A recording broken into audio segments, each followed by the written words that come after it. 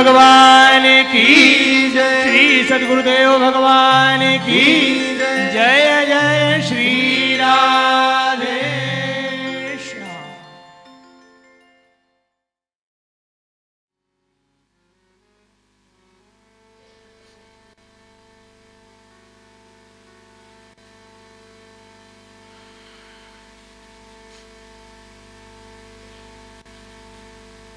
शान्तं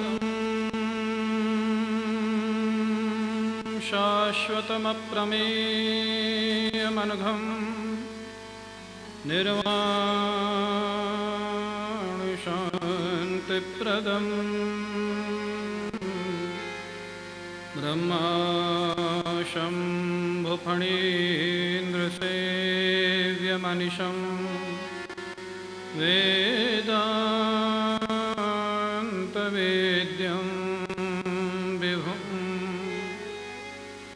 रामाख्यं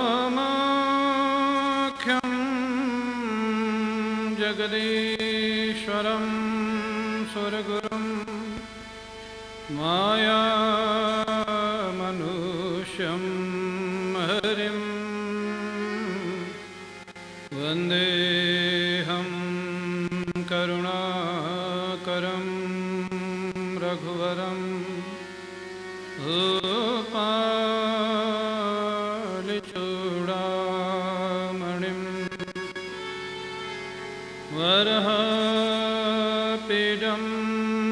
नटवरवपुः कर्णयोः कर्णिकारं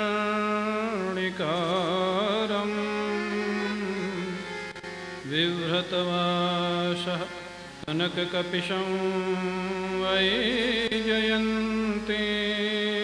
च मालां रन्ध्रानुवेणोरधरसुधया पूरयन् गोपवृन्दैः वृन्दारण्यं स्वपदरमणं प्राविशद्गीतकीर्तिः सच्चिदानन्दरूपाय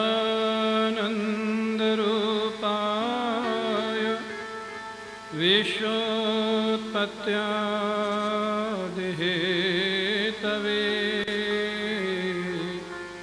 तापत्रयविनाशाय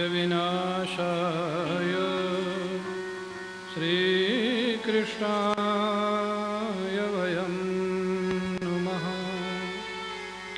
यं प्रव्रजन्तमनुपेतमपेतकृत्यं द्वैपायनो विरहकातरया जुहाव पुत्रेति तन्मयतया तरवोऽभिनेदुः तं सर्वभूतहृदयं मुनिमानतोऽस्मि।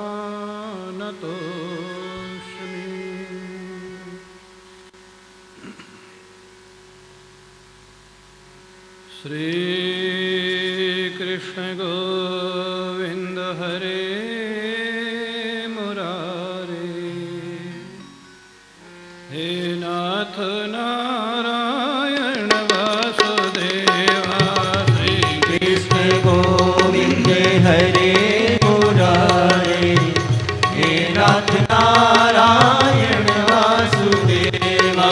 श्रीकृष्ण गोविन्द हरे मुरारे, हे नाथ नारायण वासुदेवा। श्रीकृष्ण गोविन्द हरे मुरारे,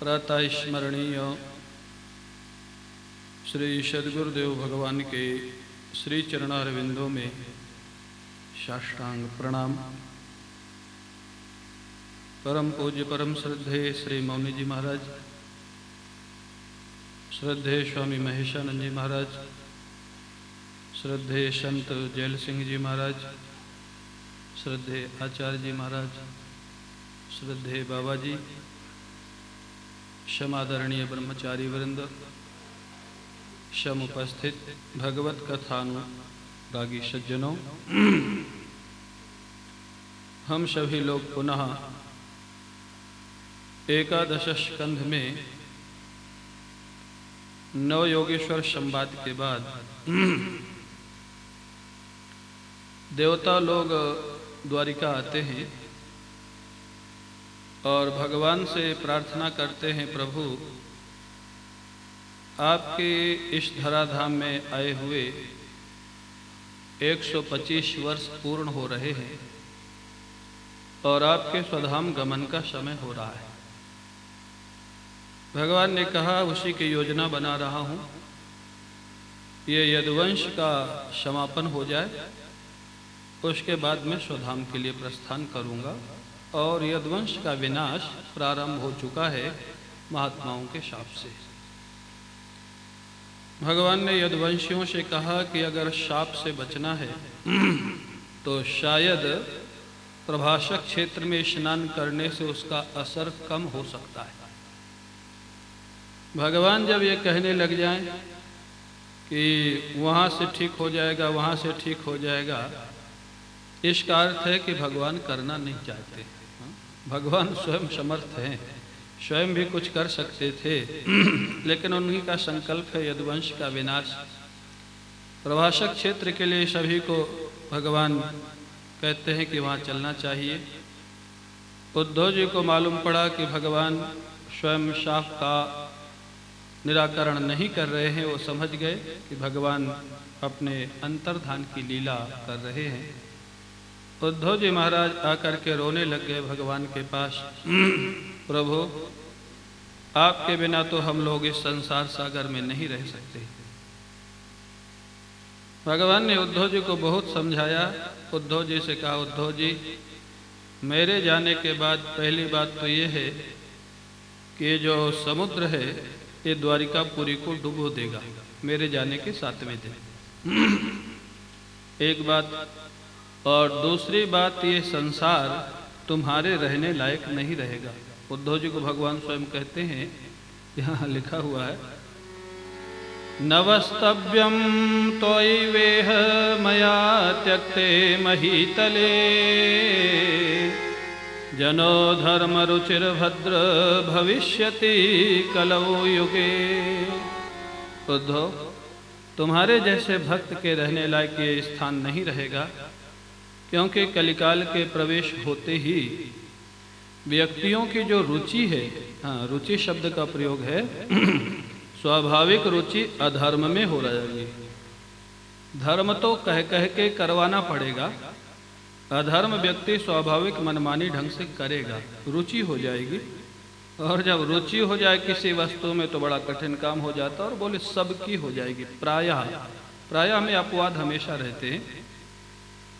मेरे जाने के बाद उद्धव तुम जितना भी दृश्य प्रपंच है, तुम स्वयं पंडित हो और मैं भी समझा देता हूँ, मनसा वाचा चक्षुर्भ्याम श्रवणादिभि यदिदम गृह्यमाणम, मन वाणी आँख जैसे जितना दृश्य प्रपंच ग्रहण होता है इंद्रियों के द्वारा, ये सब नश्वर है। हाँ, ये विनाशी है, माया का परिणाम है, इसलिए इसके प्रति कहीं आसक्ति न रखते हुए अपने स्वरूप में मेरे को अनुभव करते हुए तुम महाराज यहाँ से चले जाना, वद्रिका आश्रम में जाकर के अपना ध्यान भजन करना। भगवान ने उद्धव जी को कह दिया। उद्धव जी कहते हैं, महाराज आपने जितनी सरलता से उपदेश कर दिया उतना सरल नहीं है इसको धारण करना। मैं तो आपके बिना नहीं रह सकता हूँ, आपके बिना मैं अकेले जीने की सोच भी नहीं सकता, कल्पना भी नहीं कर सकता। तब भगवान थोड़ा डांट लगाते हैं उद्धव जी को, उद्धव जिसको अपना कल्याण करना होता है वो पशु पक्षियों से सीख के भी अपना कल्याण कर लेता है। और तुम्हारा जैसा पंडित और भक्त श्रोता और मेरा